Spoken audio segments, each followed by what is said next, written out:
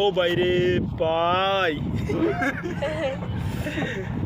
কসনা panel মে panel মিয়ায় ঘুষাইছে Mamun ভাইয়ে লাইতে আইছে অন্য লোকে টোডাসি দিগো ধরছে।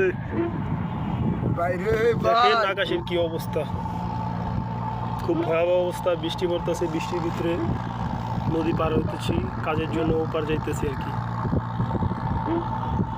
ভালো থাকবেন সবাই, আসসালামু আলাইকুম।